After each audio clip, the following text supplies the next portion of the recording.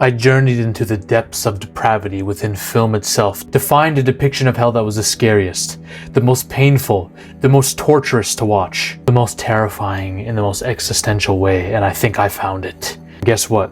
There's a chance that this existential nightmare, the scariest depiction of hell I've ever seen is closer to home than we think. I made a video with a very similar title to this about Event Horizon, which at that point was the most existentially scary version of hell I had seen on film.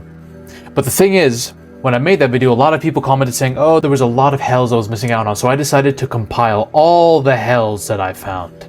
Every single one. I found a few. And I do believe, I have a theory that every single hell we've seen in various movies represents a layer within Dante's Inferno, within the larger hell, okay? That's just a working theory I have. I'm gonna make a whole video on that. But regardless, I found a few that were so terrifying I had to make this video. We're going through all these hells. But first we're gonna do some honorable mentions, okay? Southbound, the desert highway that is its own pocket dimension, makes you relive some of the worst traumas of your life. This is a recurring theme with hell, by the way. It loves making you think on your sins. It loves showing you your lowest points in life, all right? And this pocket dimension is managed by these floating Grim Reaper-esque demonic entities that will come and chase you down and freaking destroy you with their spiked wings. They're like the Dementors and the Grim Reaper woven into one. These things are fucking terrifying, and they're like they travel at the speed of light. Spoiler warning for people who have not seen the Thunderbolts. I'm about to kind of come up with a spoiler here, okay? This is your warning. The Void Dimension from Thunderbolts. When Sentry becomes Sentry, there's a part of him, his depressed half, that is its own being, its own personality. And when that manifests itself, it starts evaporating people, incinerating them, and you think they're dead, but no, they're stuck in a different dimension, the void. This dimension of non-existence, nothingness, pure depression manifested in a physical form. In this, if you are one of the people that are sent here, you have to relive your lowest moments on loop. Infinitely. Now, yes, you can escape. Yelena did it, alright? Florence Pugh's hot. And she was going through depression herself, so she was able to do it and find Bob, the Sentry, and escape and get everyone back. So this isn't as bad as hell. This isn't technically hell at all. But I'm just saying, this might as well be hell if you're stuck in that loop. Frank Castle would do really well here because Frank Castle lives his lowest moment on loop all the time. He dreams about his family's death all the time. So he'd survive, okay? Talk to Me. Basically an allegory for freaking drug addiction. People who grab the hand, this haunted hand, and get taken to the other side, the spirit world. And we see what happens. We see a glimpse in this movie of what that world is like.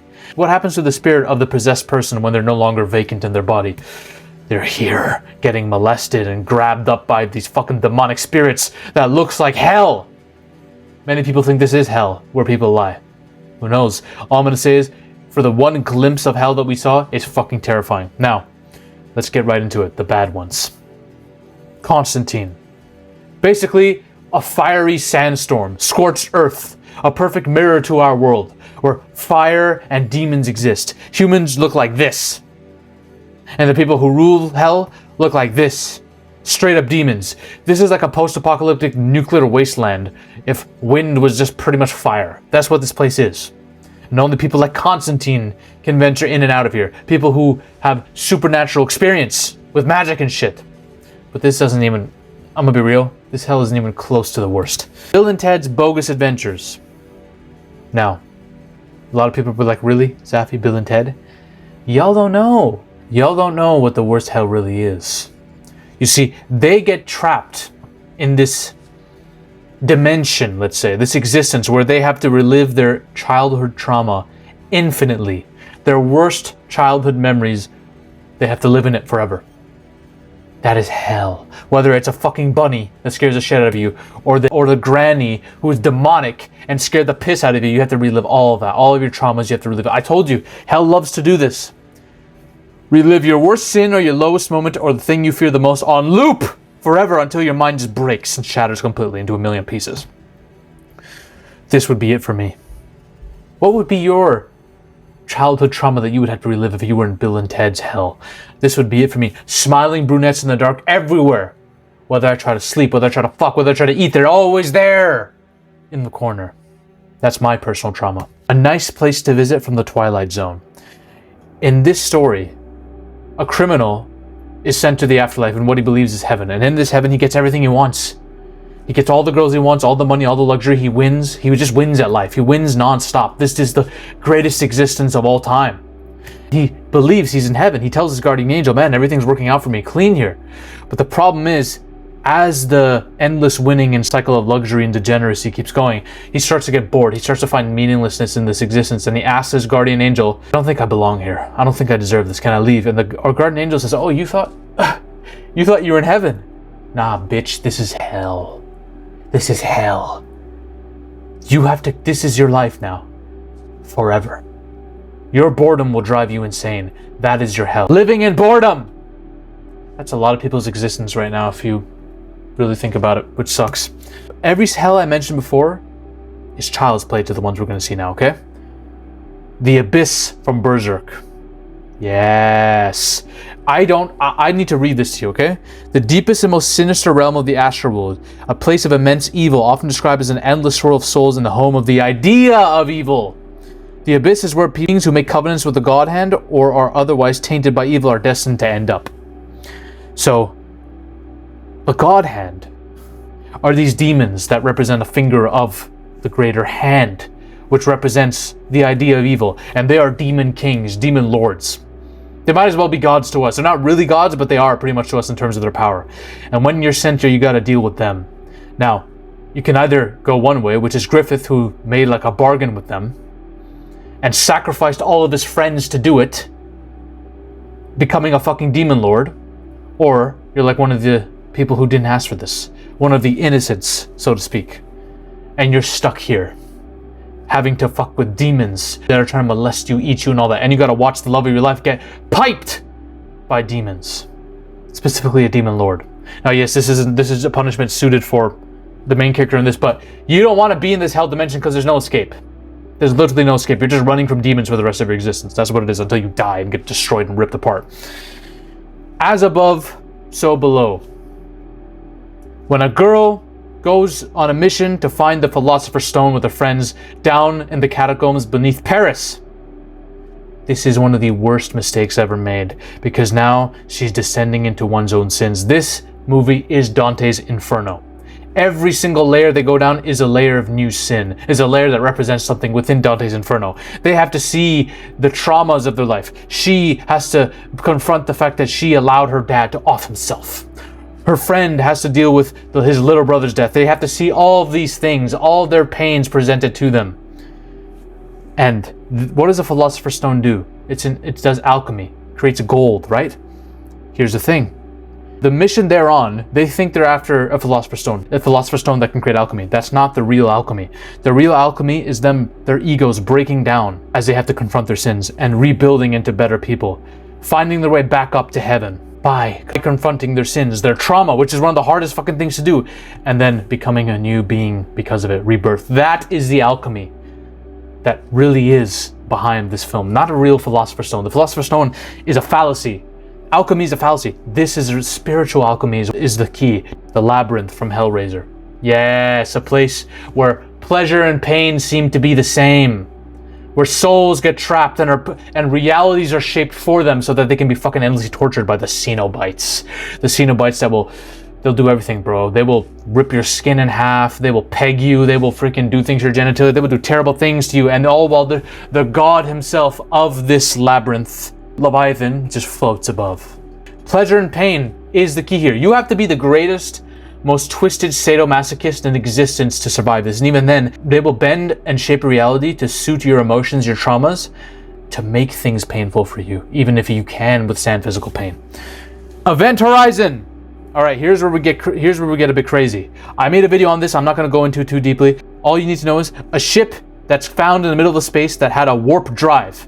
That warp drive opened a portal to another dimension. I think that dimension's hell, and that dimension sends people into a psychotic frenzy where they don't need eyes to see where they're going. They will experience pain. They will experience the most disgusting dilapidations, an orgy of blood and gore, all while being fenced with barbed wire coming out of every orifice of their body, while they witness existential pain forever. Now, a lot of people say this isn't hell. This is the warp from Warhammer. A realm of psychic spiritual energy, home to some of the most Lovecraftian demonic gods we've ever seen. Now, I don't know if this is true. I believe the dimension they opened up could be part of the Hellraiser universe as well, and I mentioned that in my Event Horizon video, but still, you have to mention this on the list because it is a terrifying concept. The fact that you don't fucking need eyes to experience the amount of pain you're about to witness? No, hell no. Now here's the ones that make me go, nope, I'm out. I'm gone. Where Dreams May Come. Robin Williams, the goddamn goat himself, trying to save his wife's soul after she offed herself. God damn, man. The irony behind these films is insane. His wife offs herself and goes to hell. He goes to follow her, and this is a sunless, soulless pit of despair. Dark, beyond all measure, pure despair and desperation. It's a lot like The Void Dimension, but the visuals, the people suffering, every single thing about it is like any painting of hell you've seen. It's like the biblical version of hell. It is like Dante's Inferno, but even more fucking depressing. And when he does find his wife, the hell that she has surrounded herself in is the coldest mirror to their reality that they faced. It is gray, it is dark, it is dull. Worse than pain, worse than Cenobites trying to fuck you, is meaninglessness. That's what this is. A complete, utter void of depression. This isn't damnation or punishment. This is pure despair. Self-imposed. Salvation here isn't through judgment. It is through love and sacrifice. And she only comes back to the world after he allows himself to stay in hell with her for as long as she wants, as long as she's not alone. And when she realizes that his love was that strong that he's willing to stay in this absolute pit for her as long as she's not alone, she comes back. It is one of the craziest, most diabolically, emotionally written stories ever. Fucking hell, man. This could be a literal spiritual prequel to Good Will Hunting 2, where he did save his wife, but she ended up dying anyways, bro. Robin Williams is the GOAT, man. I can't believe this dude's actually... It's been over... I think it's been, 12 years since he died? Crazy. Now this is the final one. This is the hell no. This is it. What if hell was here? A lot of people think we're living in hell right now, but a lot of people think Earth is the spiritual hellscape. You've seen nothing yet. Mad God, a stop-motion film made by Shudder, where this assassin is sent down to this post-apocalyptic underworld, which is our planet. And as he ascends the layers, he sees all manners of terrifying things. He sees corrupted, chaotic gods, hybrids, creepy-ass hybrids that cut people up, mutated monsters that push humans into slavery, scientists who are dissecting people. This movie represents the dystopian aftermath of civilization, a world where technology, war, capitalism, and consumption have driven Earth into a hell of its own making. This is a different kind of hell. Not the spiritual fire plane where you're sent to as a punishment, no. We've done it to ourselves. Each layer that's descended into by this assassin could symbolize a deeper level of the psyche.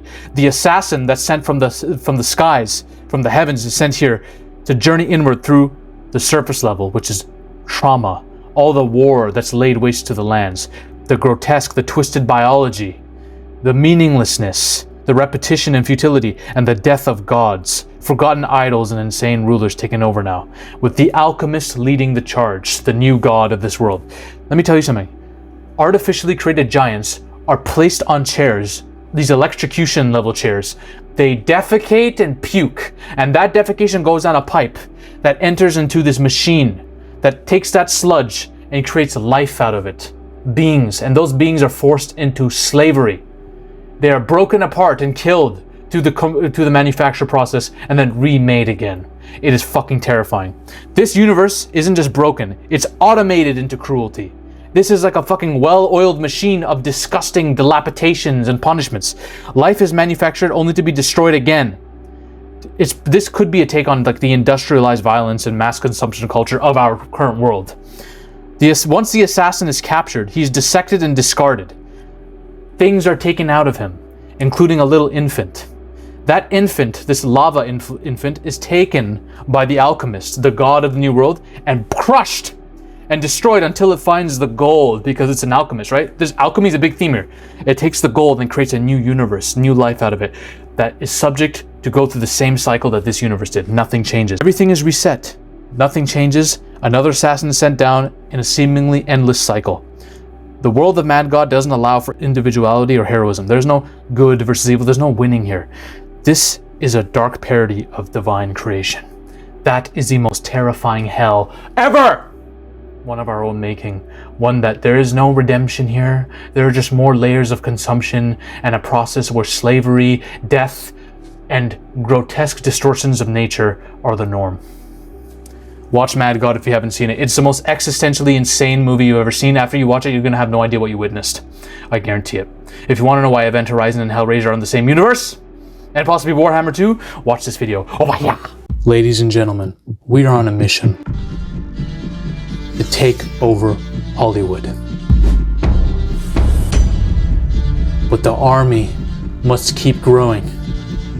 If you want to suggest video topics to me, or talk about your favorite movies or favorite film theories in a community with like-minded individuals, join the Zafy Discord now. Link is in the description and the comment section as well. Join us.